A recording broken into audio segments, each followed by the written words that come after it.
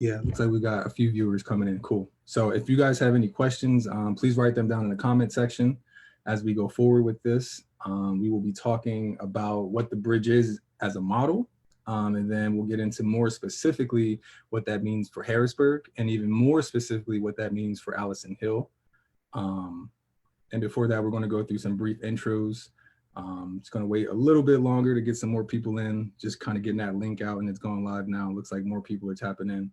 But we'll let them tap in as we give our intros. My name is Gary Gilliam. I am the CEO of The Bridge. I'm from Harrisburg, Pennsylvania. I actually went to Milton Hershey School in Hershey, Pennsylvania. Graduated from there, went on to play football at Penn State. Graduated from Penn State and then went on to play in the NFL for a few years for the Seahawks and the 49ers. And now I've pivoted into real estate development. And I have the pleasure of working with these great people here. So Corey, I'll have you go next. Awesome. Thank you, brother. So my name is Corey Dupree. I did not play in the NFL,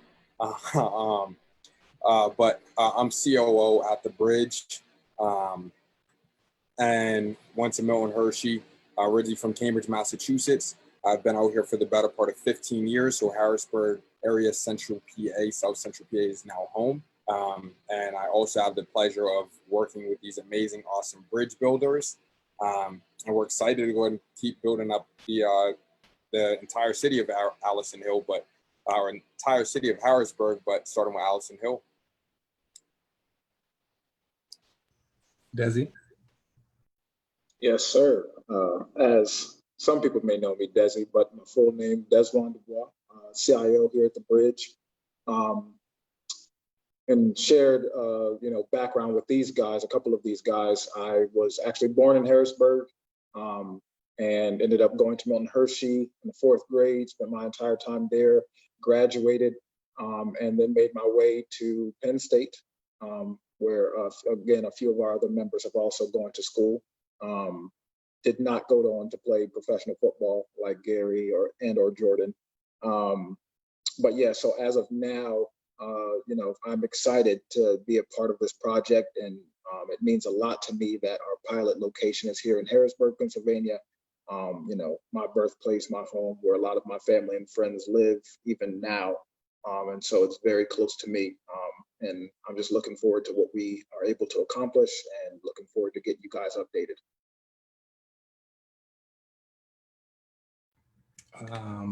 Kristen? Yeah, hi everyone. My name's Kristen. I don't have the history with this team. I'm newer to the team, but so excited to be a part of it. I lead sustainability for The Bridge, and that means everything from energy efficiency, water efficiency, and also health and well-being, and how the built environment can basically make a positive impact on the local community.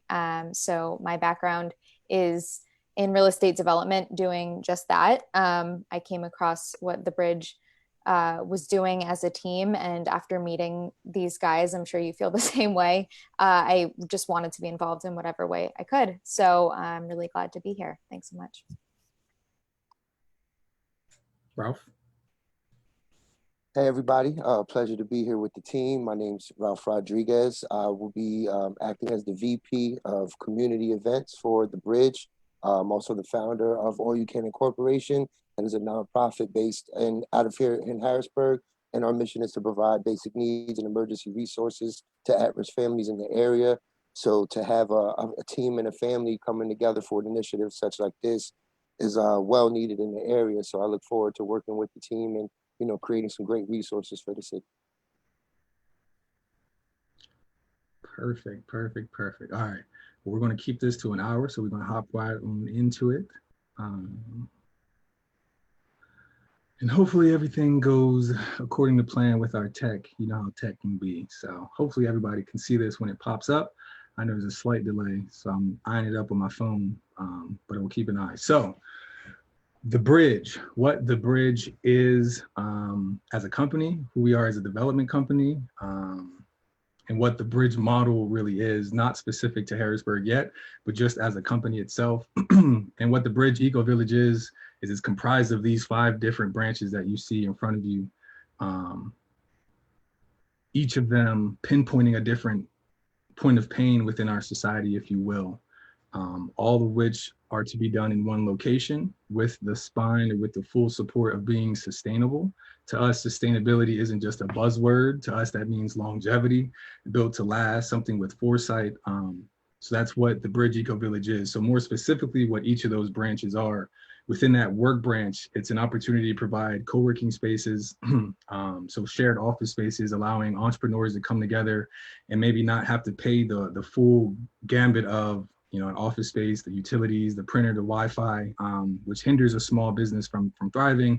Co-working is an opportunity to have some shared resources like that, and share the cost of it as well. A makerspace is providing the opportunity for people to come and tinker, if you will, and get exposed to different trades that they don't oftentimes get exposed to, have an opportunity to get certified in them and learn.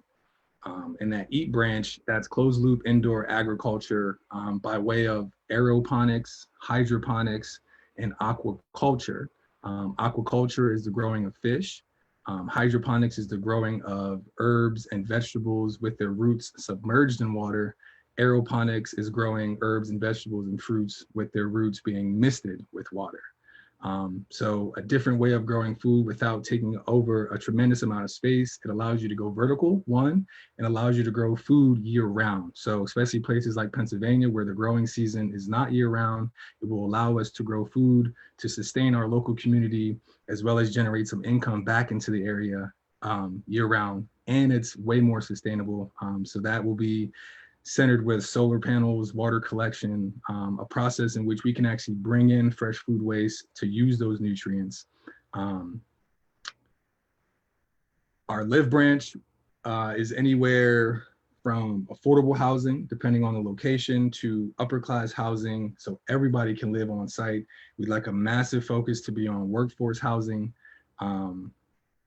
because that pairs very nicely with our work branch, which is more about workforce development. So obviously with Live, you got to have shelter for people before you start to talk about anything else. So obviously taking care of housing and being on site.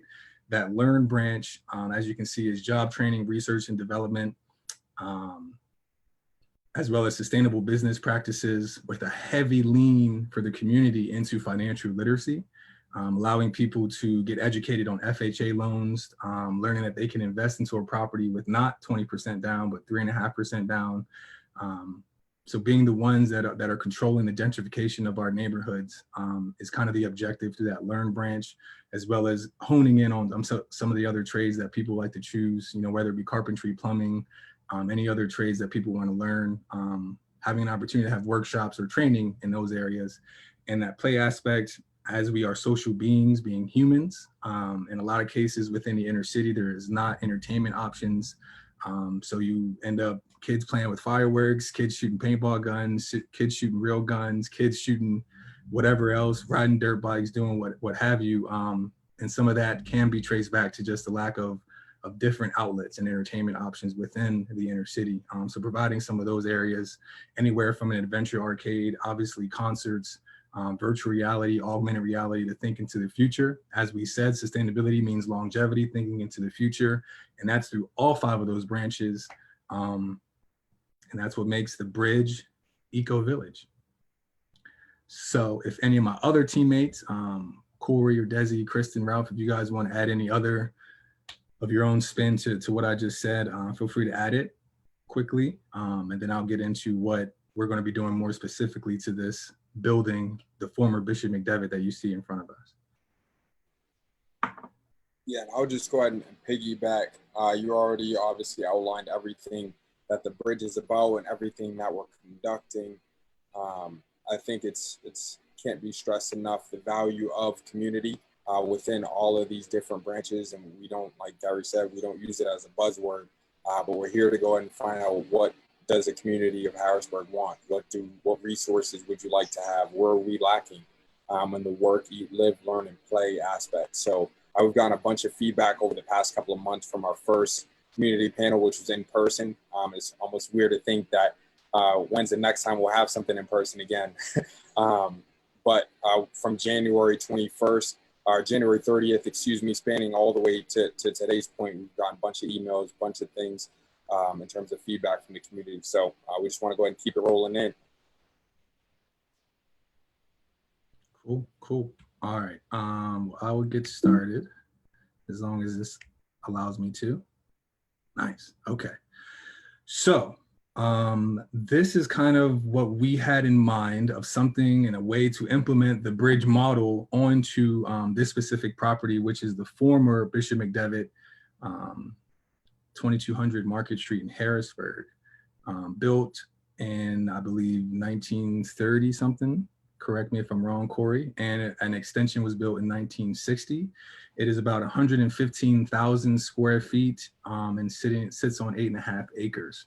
So a nice sized campus, right backed up against Reservoir Park on Allison Hill. So around a lot of people that could use the resources that we'd like to bring. As you see here on the football field, the south part of the property, the north part of the property, you can see that we'll be having greenhouses there. Make sure that they get good southern exposure. Inside those greenhouses will be the herbs and the vegetables. We'd like to incorporate that, obviously, to combat the food desert that Harrisburg is. There is one grocery store within the city limits at Klein Village, as you guys know, aside from some local things. So we'd like an opportunity, one, to provide fresh produce to that grocery store, as well as provide produce to local restaurants, other grocery stores, and have a grocery on site with locally grown, all natural organic food. And that's not just herbs and vegetables. And that blue rectangle that you see, that is actually aquaculture, which is the growing of fish. More specifically, probably tilapia, barramundi. Those are the easiest types to grow in that system. As we continue to do more research and development, adding different species would be applicable. And what you see here in that dark green, that is the new addition to the building in 1960, if you want to call it new. We like to call that the ear of the building. So as I'm explaining some of this stuff and you hear me say the ear of the building, just remember that that's the new build branch wing, if you will, of the former Bishop McDevitt. The orange that you see there is actually an arcade and a gaming area. As I explained in our play branch, providing entertainment options is important. So we'd like a space and obviously to get the input from the community, what types of things would you like inside of an adventure arcade, whether it be trampolines, zip lines, different arcade games, whatever it is. If that's even something the community does want in this model before we get too in depth of designing, we would definitely like to know.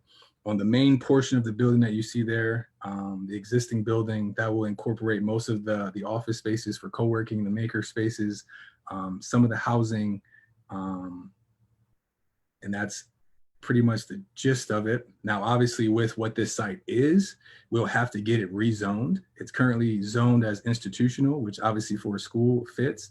What we're trying to do is a lot bigger than just educational uses. So we're going to be in the process of actually putting into to hopefully rezone this property, thinking to do something like a commercial neighborhood, which allows us to best utilize all the different branches on site. And at any point in time, if any of those branches need to get bigger to house more, meaning to go vertical or just to take more of a footprint, it allows us to expand without having to do any more amendments and or rezoning. And it's perfect to be a commercial neighborhood, like I said, backed up to Reservoir Park, to drive more traffic to that park, to the Civil War Museum. So we are planning to put in an application to rezone that site as a commercial neighborhood. As we continue, as you see, these still are very rough sketches, all very moldable, can be shifted out if we get more recommendations in, or if anything here the community doesn't like, we would like to know as soon as possible so we can let our architects know and continue to adjust this design as we move forward with our design process. So I'm going to start from the left to the right. If you want to follow along with me, you'll see the gym space will stay the gym. We'd like to use that as a concert hall. I think it houses about 1,200 people. You can throw chairs down onto the gym floor, obviously, which actually goes right up to a stage, a pretty nice size stage. We'll keep that as a stage. The gym and stage will be used for, like I said, concerts, TED Talks, maybe be able to roll the bleachers back and be able to use the gym floor for more activities and event spaces, if you will, in that zone. Below the gym, there was a pool there. There used to be one.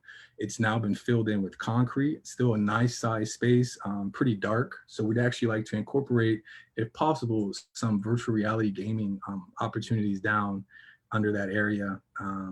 Again, leaning into an entertainment option. And as you guys know, esports is taking a hold. So we want to make sure that Harrisburg is in a position to capitalize on that, as they already have with Harrisburg University. So allowing more people to get involved in that gaming world. So having some type of virtual reality gaming center in that pool. Going back up, the T's you see are restrooms, toilets. We'd like to have a Bridge merch store. If people would like to purchase any Bridge merch, as well as any other things, there'll be a store on site, as well as concessions for events. In the gym, we'd like to have a type of a makerspace, if you will, down in this area here, which was one of the cafeterias before. We'd like to have some type of makerspace. So still looking for input from the community of what types of things you'd like in a makerspace. That could be anywhere from, you know, a kiln and some throwing pots, so to make pottery. That could be a space for coding. That could be, you know, 3D printers, like those types of things. So we want to figure out what equipment the community wants the most and get that in there, and also get teachers to be able to teach workshops to allow the community to get involved within that makerspace. We'd also like to have a digital media studio for people to come, you know, take pictures of their products, get headshots done, a very nice, clean media area for entrepreneurs that come on site. Ones that are obviously on site can use it as well to take care of any media needs they have in a digital realm, as well as record podcasts, so a quiet studio area for that. We'd like to have some of those things down here in that ground floor. On the other side of the ground floor, what you see in this green area is actually a restaurant, and not just your any type of restaurant, actually a plant-based fast food restaurant. So in the mind of McDonald's, but like a plant-based version. So it tastes way better and way better for you. So we're thinking of putting something like that just to bring the awareness to the area. Plant-based options are way more sustainable because you're not having to feed a cow a bunch of water and food. You just eat the food. And it's obviously not going to be shipped from far away because we have a growing operation, as well as a commissary on site to have all that food produced. So from farm to table in essentially 12 minutes or less becomes a reality. So that's the option there in that green. More toilets, more community areas, library, makerspace, computer lab, more community space over here. And as you see down here, this was actually the former band room, is in a cool circle design. So we like to keep that and maybe put up some type of like movie viewing screen in there. It wouldn't be a massive space, just maybe an intimate thing for people to come and check out, maybe rent out to have like a little movie night for a group of friends or what have you. So that's the ground floor. As you can see, we're trying to do as minimal demolition as possible. One, for sustainability reasons, and two, to keep the integrity and the look of the building, not trying to change what the building looks like, not just outside, but also inside. So not trying to knock down too many walls, but keep a lot of those spaces what they were. Moving up to the first floor, most of these spaces were classrooms. So what you see here in this light orange will be co-working spaces. So 1-person, 2-person offices, conference rooms. The amount of offices will be based off of the interest in co-working spaces. Obviously moving forward with COVID, making sure that these spaces are flexible enough to limit contact with people, whether they just be more 1-person offices and less hot desk or social space. So taking in the recommendations from the community, getting the interest will allow this space to come to more fruition, but we'd still like to offer an opportunity for entrepreneurs to have an office space on site, like I said, with shared resources, so Wi-Fi, printing services, mail services, the like inside co-working spaces. So that's the 2 orange areas that you see. This will also be the landing pad of this grand entry that you see here. This will also be our handicap accessible. These will be, you know, a type of ramp system that has, you know, some garden beds in between it. So again, keeping the face of the building looking the same, thinking of maybe putting some type of glass enclosure over the entrance just to, you know, really bring some life in between those 2 towers that you see there. But McDevitt, as it was known before, will still look like the building. That brickwork is beautiful, and there's no need to deface that. So we don't plan on doing that in any means. Continuing on, the blue areas you see here are actually micro units, so a little bit smaller than your average studio. But we're thinking of maybe spaces that have beds that can fold up and down just to utilize that space a little bit more. These aren't like permanent households. These are for people bridging, people who are building, people who are, looking to be also working on site. So what better place to live than a place where you also have an office to work. So again, leaning more to that mixed use development, sustainability, village mentality. And like I said, these are more micro units for people to live in. What you see here in terms of this green space is actually the opportunity for some of these patrons here that live to come out onto a green roof to be able to overlook Market Street, see downtown. So a good opportunity for some people to get out and get some fresh air. Not a huge space, so it will be sectioned off, for people that live in the area. That's what we were thinking, something like that. Obviously, again, these spaces were all classrooms, so they can be formed into anything else before we get too deep into our design phase. We just thought it would be a good use to add some housing down here on the first floor with some of our co-working stuff. So yeah, I'll keep moving. You can kind of see back here, this was the art area. As of now, I believe we're going to have that as some of our processing for the greenhouses, so the aquaculture, as well as the hydroponics, aeroponics, and the like that'll be going on, obviously, along the football field. So having this area down here for processing is the plan. Continuing on up to the second floor, which again is all classrooms. Looking to have this mostly as apartment units. Obviously have some lounges up there for whoever's living up on those floors. A little fitness yoga studio for people to come in, get some cardio and a little workout in. So your average amenities for a housing space. Again, this is just more housing. The green you see up here in the ear of the building is even more processing. We'll be having a lot of food grown, and we'll need that space to be essentially like medical grade, locked off, like a surgical center was about to happen, something like that. So that's what's going to be going on in this area, more processing, so that we'll be actually not have access to the public. They will be able to see the processes that are going on, but we'd like to keep that obviously super sterile and super clean. And as of now, that's what the building itself is. And we do plan on and would like to continue to build up vertical. So this extra blue that you see here would actually be another floor on top of the existing building, not the entire building, as you can see the back half here, and then some of the right side over here, to add some more housing units to get more people on site. The green that you see here is a green roof. So again, allowing people to come out onto the rooftop and get a good view of the city, seeing over Market Street, seeing over Harrisburg, getting some good fresh air. That will actually, we'd like that to be public access. So whether you live on site or don't live on site, you'd have access to be able to get up there. And then this is another green space for the people who live over on this side. So again, more of that village mentality. We want people to live on site where they also work, eat, live, learn, and play. That dotted line that you see going across here, right there, that's actually, we'd like to build some type of sky bridge, catwalk, if you will, that connects at some point up to where the Civil War Museum is.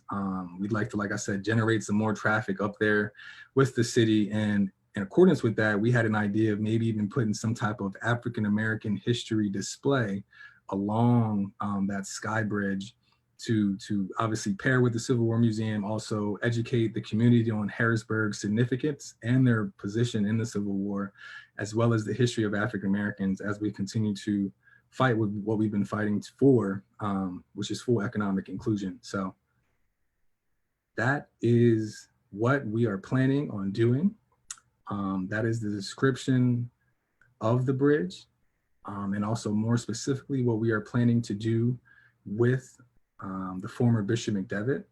As of now, we will take on any questions, any ideas, any recommendations. Essentially what we've got is a building for our community to now create a system of empowerment powered by the people. So whatever you would put into a building that would help someone get better, to put it as Coach Geyer would put it, get better, just a little bit better every day. What would you put in amenity wise, workshops, what type of focus, what things you think should be on site to transform this building into something that will last for a while and benefit generations to come, and benefit the city of Harrisburg, and be the pilot and the beacon up on the hill to economic inclusion and empowerment. So with that, if any of our other bridge members have been seeing questions as they've been popping up, Please let us know if anybody has questions. Please put them into the chat and we will continue to answer them from here. So I saw earlier in the comment section, Tannen had asked, let me go ahead and get to it here. He said, do you guys have a catalyst project that gets some momentum rolling before you roll out with the big aspects of your vision, something that happens within the next 6 to 12 months? So to that point, Tannen, I wouldn't say there's any huge catalyst project because we're looking at an 18 to 24 month timeline. However, before that point, I would say that we do have smaller community events that lend themselves to keeping this momentum going because we've had momentum through and through. That's one thing we feel as if we've had on our side and we're going to continue to have on our side, coupled with community support. But there are a bunch of things that we've kind of spun together as a group. We have weekly meetings, which we sometimes go down a deep rabbit hole. But there are definitely a bunch of really cool concepts, really cool ideas, everything from community gardens, so us assisting with different community garden aspects, as well as just more community cleanups, where we had almost 200 and over 200 individuals in January, where it was freezing cold on MLK Day. So now as the weather is nicer and the field back there is starting to look like Jumanji again, we'll go ahead and call on certain individuals to go ahead and help us out getting that cleared up. So those are things that we have, nothing huge, but we feel like this is all for the community, built by the community. We'll continue to involve the community. Corey, you just mentioned the timeline a little bit, and I saw Denise had a question about the timeline as well. Could we just talk about that a little bit more in depth as well? Yes. All dependent on no hiccups, with our rezoning, if that's what we're looking to do. Obviously, that's what we're looking to do. So as long as that's what the community is okay with, and they're thinking that that's also something that needs to be done, as long as that process goes fluid, we'd like the process, a few different phases in our construction, but anywhere from 18 to 24 months as of now is what we're looking to do, with our groundbreaking happening sometime in August or September. Now that's kind of fluid. We'd like to get this done as soon as possible. People need help yesterday is what we like to say. But in terms of a construction timeline, I'd say about 18 to 24 months. Now that could adjust sooner, could adjust longer. But we'd like to hit somewhere in that sweet zone. Getting some of the agricultural things up and running sooner than later so we can provide that fresh food to the community. Obviously, it takes food a little bit of time to grow. So getting that done is going to be one of our first objectives on that site. And then from there, obviously, like I said, getting things rezoned, very small amounts of demolition, as you saw in our plan, and then pursuing from there. So bidding and the like, 18 to 24 months. And to that, there was also a point from Deron Jordan. One thing we didn't touch on just because we wanted to provide time for questions and answers. To those questions, Deron had said, since schools have stopped teaching them, perhaps life skills training courses could be offered somehow. So apprenticeship programs. One thing that we glossed over and we mentioned in brief that majority of our team did attend Milton Hershey School, on which it was mandatory for us to be accredited in a nationally certified course. So I got my ServSafe certification when I was 16 years old. Gary has the graphic arts certifications. We got the Microsoft Excel, Microsoft Words, all those things. And that's the access that we talk about and stress so much. So even in the building, we'd love to go ahead and we've talked about creating partnerships with local individuals, local unions, to come and aid in the building of the bridge, not just, physically, but also to speak in not just to speak in metaphors, but we definitely have those programs that we've discussed, and we definitely are taking that in mind because those are kind of the lost arts, if you will. So thank you for kind of noticing that, Deron, and Elise as well, putting that out there. I know, Gary, you mentioned something about being flexible and staying flexible. Cass on Facebook just asked a question that I know we've gotten a lot, which is how the pandemic's affecting us, or maybe not affecting us. Well, what's interesting about the pandemic and now having to social distance and do things via Zoom is that now that normal 8-hour day has kind of transformed into 16 hours. So it's actually accelerated certain things and some aspects, and all what's going on with COVID, the racial injustice that's been ramped up and that people are really seeing all have kind of magnified a lot of the things that we're doing. So it hasn't actually hindered the process of developing the bridge. It's accelerated certain parts of it. Obviously the physical getting together and physically building of things has been slowed down a bit, but not a ton. In terms of the design aspects of the bridge itself, like I said, within co-working spaces or living spaces, being very conscious of the fact that people may not be willing to just get real close to somebody. So having the opportunities to have one person offices that still have really good airflow, maybe as time goes on and people are more accepting of being near people, having the ability to not have to destroy a wall, but having a wall that moves, and then that one person office can become two-person office or a conference room. So having the flexibility to do things like that is something that we're actually looking into. So based off of feedback we get from the community, like I said earlier, that will determine what type of office spaces and the size of them are there. So yeah. I did see a question on here that I wanted to pinpoint on. Oh, in terms of legal occupancy, in terms of like if we can get into the building now and use it. Unfortunately, it is an old building and they were grandfathered in without having the proper sprinkler system, so fire suppression system. So until we get that taken care of, which is the first and foremost thing we're getting taken care of, we can't unfortunately have operational things in the building. Obviously construction wise, we can have people in, but in terms of having people actually there to do other things, unfortunately, we do not have the ability to do that. But as soon as we do get a sprinkler system in there and get everything, other things ramped up, we would like to actually have some hard hat tours, throughout the development process of the bridge. So be on the lookout for those emails and for those summons if you'd like to come through to see the building. But aside from that, we can't have it operational at the moment until we do get a sprinkler system that's up to code in the building. Yeah, we had a great question coming in from Ricky, where he was asking if we are actually modeling after any programs or projects that have been successful in other places. So you guys want to speak to that a bit? Yep, there's actually, if you want to lean into like kind of the co-working space mixed with like a bio-waste food digester, so some of that EAT branch, there's an example in Chicago and they're called The Plant.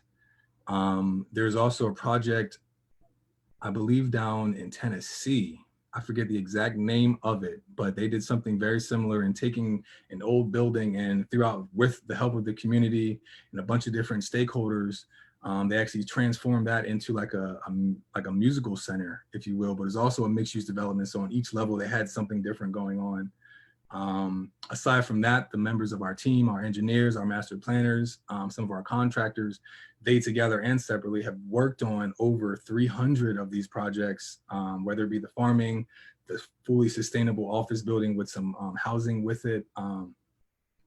So aside from the specifics, what we're modeling the model off of in terms of inspiration have actually come from, I'd say, 3 major players. One is Milton Hershey himself and how he wanted to construct the town of Hershey, Pennsylvania.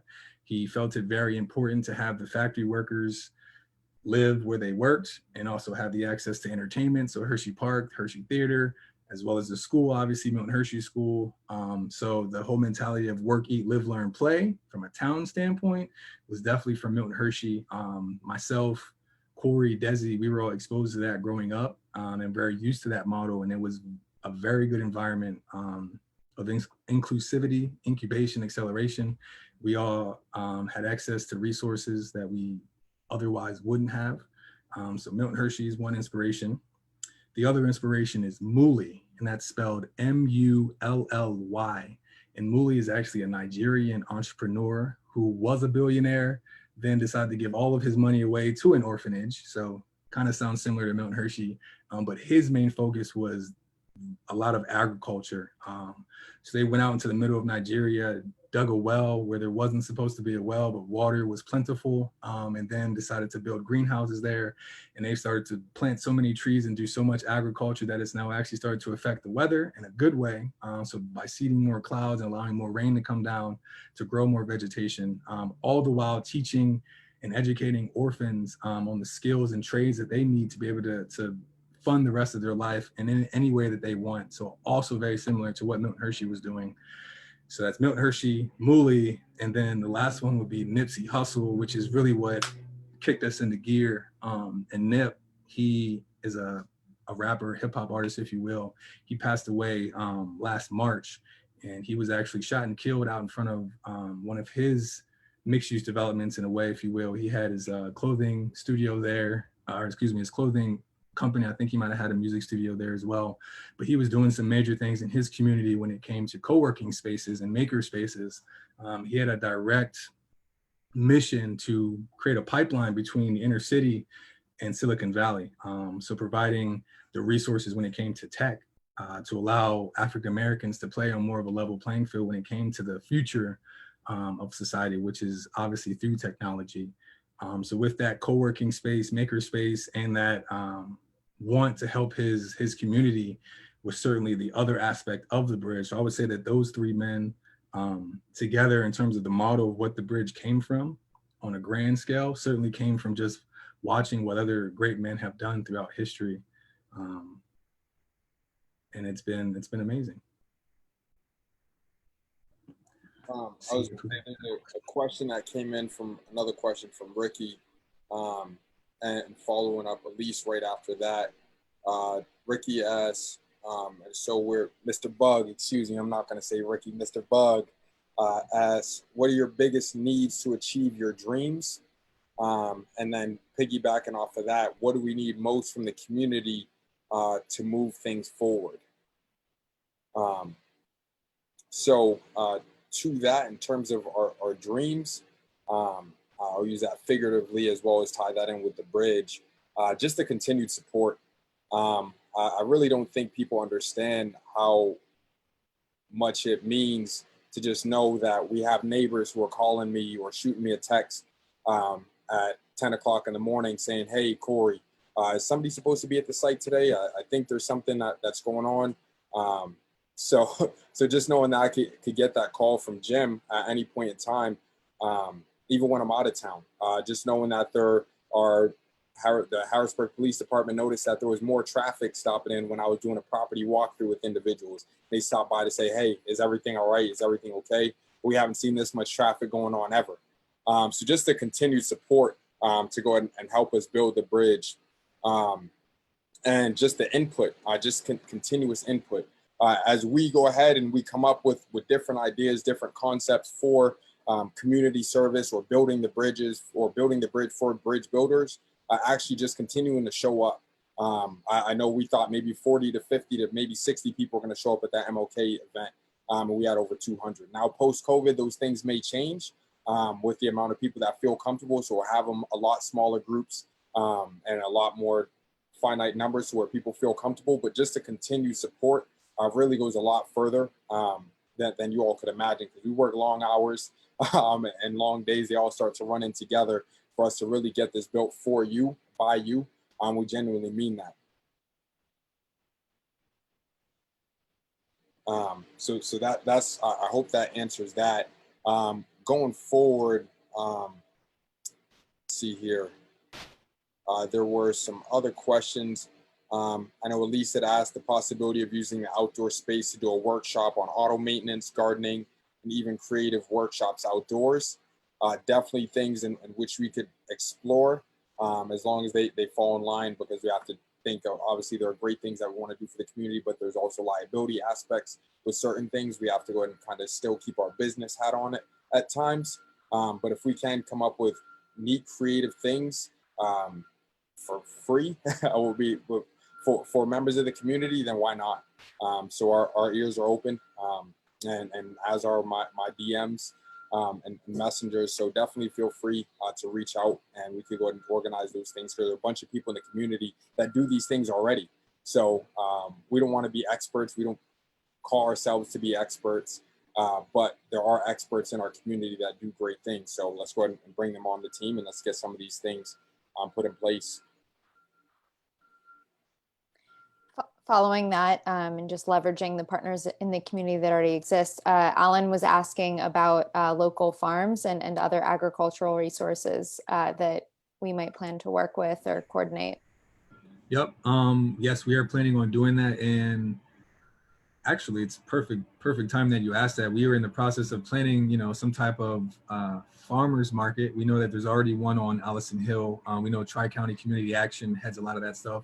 So working with some of the farmers markets that are already operating, we would also like to, work with some of the farmers and make a nice big farmers market that is maybe offered more than 1, 2, maybe even every day. And we not just like to work with them to bring obviously fresh produce that we're maybe not growing, but also an opportunity to educate on other ways of growing, with some of the byproducts of the way that we grow produces fertilizer that we can actually pair with some of those farms to help revitalize their soil. So to bring more, the bacteria, some more of the nutrients that they need into it. So there will be another partnership with a lot of those local farms. And also on an agricultural standpoint, if they have got scraps, we can take in those scraps and convert them. So going forward, as we continue to develop and we get to the point in time where we need those partnerships struck, we would definitely be looking for those partnerships. Aside from that, be on the lookout for, we'll be looking to work with some local nonprofits to set up, some type of farmers market. Since we can't get into the building, we still do have a nice chunk of land and an opportunity for people to come out and have access to fresh fruits and vegetables, fresh food. So I hope that answers that question. There was also a question in regards to STEM. And before you get to that, Gary, because I know that's your baby, you'll add that extra E in there for them, or the A, whatever it is, to explain better on what that could mean for the community. But Deron Jordan had asked about coding classes. And then, as well as this is also his question about the STEM work, but in reference to the coding classes, we actually just recently kind of started messing around with the idea of an academy called Code Ninjas, I believe. And they're doing a great job. So what they do is they actually teach young children the art and skill of coding and really getting them interested in it, because even at that age, you're able to pick up certain things and really learn and position yourself well for jobs in the future. As we know, especially me being in the field that I am with, having such a love of data and development and mobile applications and websites, and that being my background, I see that coding is extremely important to many businesses nowadays. And so that's a surefire way to position yourself well for the future, whether you're creating something on your own, maybe your own mobile app, or you're helping a company to drive profits, or, or even providing data to give to, agencies that will help with certain issues that are going on in your community or other communities like yours. So I'll let Gary talk about STEM, but I just did want to touch on the coding stuff, and we're definitely on there. STEM, which we like to say is STEAM, to add an extra E for entrepreneurship. We do believe that everyone is an entrepreneur. So expressing that spirit is extremely important. And a lot of people don't even know they have the entrepreneurial spirit until they've been exposed to it. So aside from just, your science, technology, engineering, math, that is also being depleted within the school system, entrepreneurship is another one that needs to be taught at every level. So providing opportunities among all different parts of entrepreneurship, whether it's business development, the information side of it, the coding side of it, the future of artificial intelligence, some of those things. Working with local teachers and workshops, provide opportunities for them to come teach those things at the Bridge will be important, as well as forming our own curriculum as we continue to develop and see what the community really wants. We'll lock in, hire local people to be the heads of some of those workshops as we move forward. So yeah, that's STEAM: science, technology, engineering, entrepreneurship, and math. And those are things and partnerships that we're working on now. One other thing that I see here, there was a question. Agriculture too. What do you think? I said the other A in there is agriculture, but that's through our E branch. But in terms of the business world, yeah, the other A is agriculture. I saw people got a little, yeah.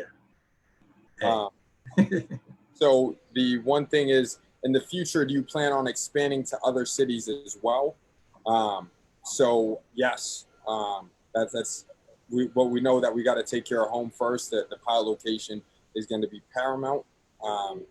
But these needs and these quote unquote issues or points of pain, as Gary calls them, are issues that exist across the world, not just even here inside our state between Harrisburg, Philly, and Pittsburgh, but really going a lot further to where we have essentially started to create teams in our network, our web of bridges being built across the U.S., where we've had to go ahead and say to cities like, hey, pump the brakes. We have to go ahead and take care of Harrisburg first. However, that's not to dismiss you. That's to go ahead and create the blueprint, so that way when you begin to plan, you're able to just go ahead and just drop it right in. So short answer to answer that question. Let's see. Yes. A for agriculture, most definitely. That's a huge part of what we're doing. That's the blood of our sustainability spine. Maybe the heart is sustainability. So that's gonna be the blood. There were two things around Milton Hershey G. There was one, how Mary Allen asked, how could our student home help? Second one was, with regards to Milton Hershey, have we reached out to the AEE or the Agriculture Environment Education already? Gotcha. Actually, yeah, we have. And looking as we continue to increase our growing operation to have, I think they call it apprenticeships. So it's kind of like an internship, to have a pipeline of education. So into that, the A of STEAM, which is now STEEAM, A for agriculture, that A, and teaching people those jobs is very important. And not only, in building this living building, you have to have people that can operate it and that can operate the farm and can do those things. So linking with Milton Hershey, who does have their agricultural arm, we have been in touch with Milton Hershey to continue to have dialogue. Once, like I said, once our system is up and operational, have some kids come through and learn some more of those growing techniques, as well as offer their expertise and possibly even teaching workshops to other people, some of the Harrisburg community that haven't, partnering with other Harrisburg growers and farmers that can also come on site to teach how to grow is also important. But in terms of the student homes and how they can help, I do believe, like Corey said, it's a little bit tough now with all of the COVID and social distancing and the like, but we have been in communication with Milton Hershey. I do believe once things do start to calm down and there's some more volunteer days that we have, depending on what phase of our construction we are in, we would love to have, a lot of Milton Hershey students, obviously teachers, staff, come through the site and help with some volunteer things, whether it is on site or even just the Harrisburg community in general. A lot of the kids from Milton Hershey are actually from Harrisburg too. So, like I said, that's all just kind of dependent on as things iron out and level out with COVID. But as of now, I would say that what you can do, one of the main things that we are going to push for Milton Hershey is not just going to be splitting out your trash from your recycling, but it's also going to be for the food waste. Because like I said, there are opportunities for us to capture that food waste and then convert that into more fresh fruits and vegetables that then provide the school, restaurants, on site, everywhere else. So in terms of just kind of education, you can get the boys and girls in your student home kind of educated on the splitting of, for your food waste here and kind of the why. Just so as we start to implement those things, and hopefully as Milton Hershey, works with us with that, that's something that'll be a little bit more easily implemented throughout the student homes from K through 12, which should be a practice that you should have just based off of your everyday sustainable at home practices already. There's something there from Case Johnson. Can you recommend an educational platform to learn more about the benefits of organic eating? And I think more to that point, there are also the other pillars of the bridge. And I think you know where I'm going with that platform, Gary. So I'll kind of let you go ahead and take it from there. Well, I was going to go down the plant-based diet route. I'm not sure if that's what you're referring to, but that's where I was going to go with it. They're asking about the education of organic food. Yeah, no, that's massive. And it's not even just organic food. Obviously, organic food is extremely important, but just the fact that the fruits and vegetables from Harrisburg, in most cases, especially once you get into those winter months and our local farmers can't continue to grow, a lot of the food that we eat from our restaurants, our grocery stores and the like are being shipped thousands of miles away, which unfortunately, one, they don't have as much nutrients in them. They've been picked early before they're fully ripe. So they've been gassed and plucked before they can get the full nutritional value, one. And then the second issue is that they've been transported for so long that they start to decay before they get to you. So now you're eating fruits and vegetables that don't have their full nutritional value, and they start to be transported, so they start to decay before you even get to them. So that's one issue. But then the other issue is the implementation of a fully plant-based diet will help reverse, and in most cases fully eradicate, types of diabetes, heart disease, your cholesterol issues, hypertension, so hardening of your veins and arteries and the like. A lot of issues that Black Americans and minorities, poor whites who don't have the right diet often have issues with. Most importantly, it's going to be a major thing, like I said, not just organic education, but also plant-based diets specifically for Black people. And the fact I can just share something for myself as a young strapping athlete, I would get my blood work and the like done. And oftentimes my cholesterol would come back high, like year after year after year. Like, bro, why do I have high cholesterol? Like, this does not make sense to me. Like, I'm working out daily. Like, I'm eating like chicken and like greens, like strict diet. Like, I'm confused. And I was an offensive lineman, but like a pretty lean offensive lineman. So it wasn't like like, dang, what's up, doc? Like, why do I have high cholesterol? And she told me, she was like, it's because you're Black. Like, she didn't say it that bluntly, but that's what she was saying. Like, it's because you're Black. Like, due to your being African American, you're like, you got high cholesterol just based off of your family history, and that just didn't resonate with me, and it shouldn't with you either. It doesn't really make sense that your skin tone would determine the amount of cholesterol that's caking onto your veins. In reality, it was based off of a cultural influence, more directly to soul food and what fried chicken and what bacon inside your greens and what all this other things, what that does, the processes of cooking our food, that culturally is what led to the higher rates of diabetes, cholesterol, heart disease in African Americans. So it's a re-education of what it culturally means to be Black or be African American, and whoever's preparing the food to realize, that's an important correlation too, that by just eliminating what produces cholesterol, we always hear cholesterol, this buzzword word, cholesterol only comes from animals. That's it. So from you produce cholesterol as a human, you produce the perfect amount, if not just a little bit more than you need, all the cholesterol that you need. So when you start to introduce bacon and beef and dairy and cheese and all these other butter and all these other things that come from animals, it introduces more cholesterol into your body than it can process. So now you've got extra cholesterol floating through your veins that starts to cake on to your arteries and to your veins, right? So now that big old vein that was flowing blood through it can no longer flow all that blood because it's a lot smaller, right? That's high blood pressure. More blood going through a smaller space causes blood pressure, right? So now there's another issue. This caked on cholesterol that's on your veins now prevents your body from actually absorbing sugar the right way. So now you hear about high blood sugar and diabetes. That's due, in most cases, in some cases, the fact that your cholesterol is preventing the sugar from absorbing into your body the right way.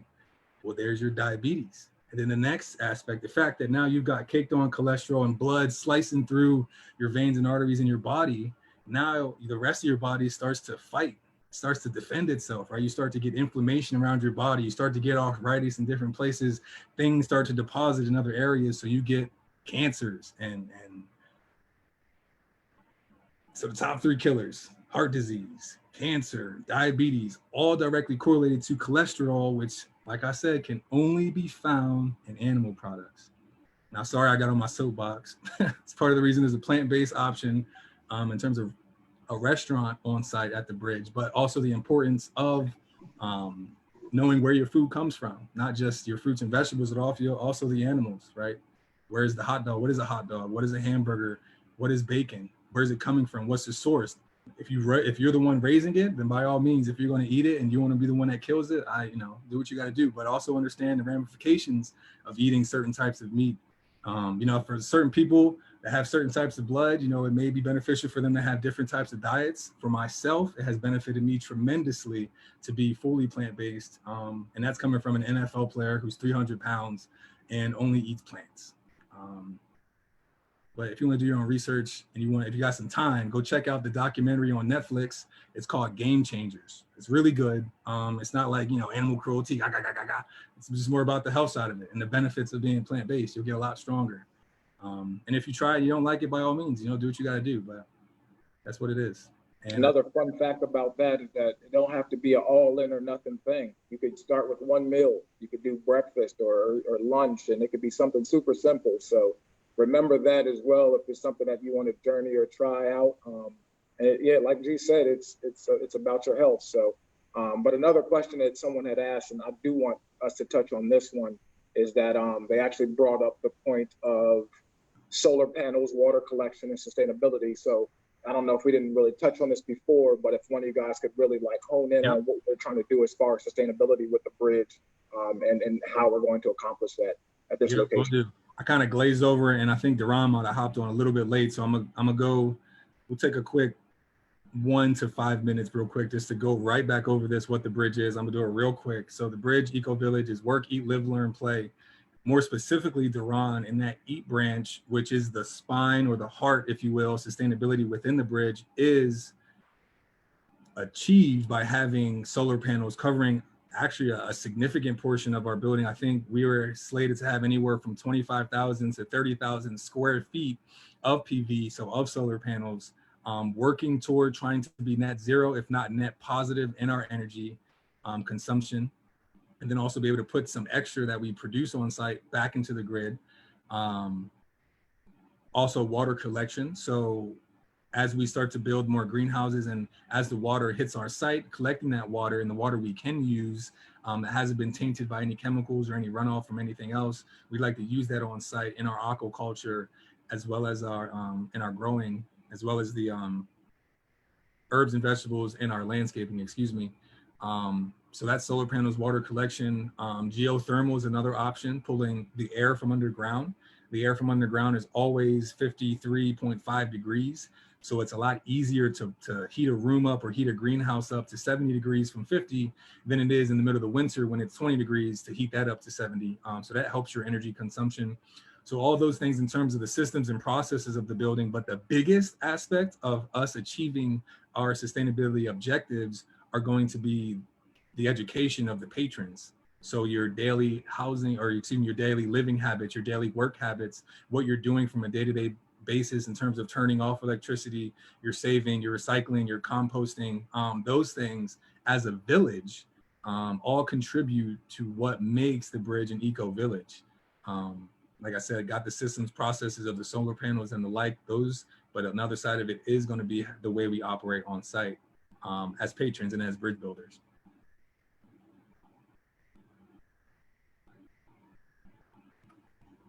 I saw one quick question that I clearly need the answer for, which is where can we get some bridge merch? I think did our thing just shut off? At least mine did. Did anybody else just shut off? Maybe it was just mine.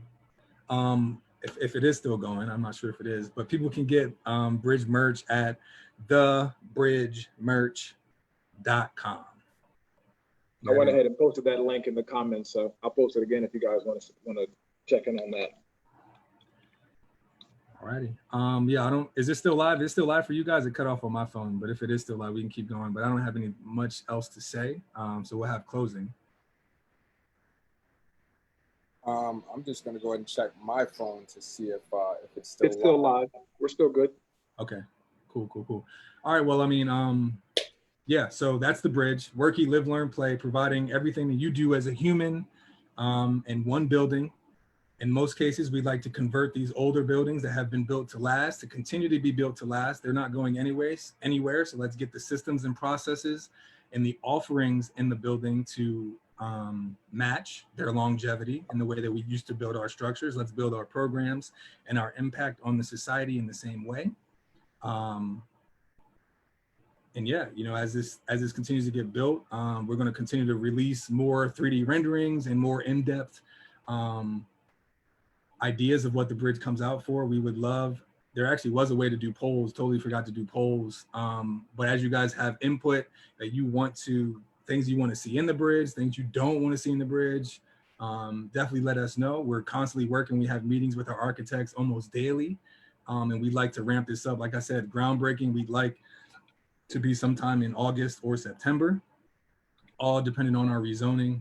Also would like to rezone as a commercial neighborhood. So if any community patrons have any issues with that, please let us know. As Corey mentioned, this is by the community, for the community. This is now an opportunity for all of us to have some input on creating something that as a community will be rinsed and repeated over other inner cities to be able to have an impact on their neighborhoods as well. There's a special place for Harrisburg, for Hershey, for Penn State, for our community, for all of us involved to be a part of. It's something that's going to create generational wealth for generations and generations and generations to come. So with that being said, I'm extremely honored to be able to work with all the teammates that we're working with.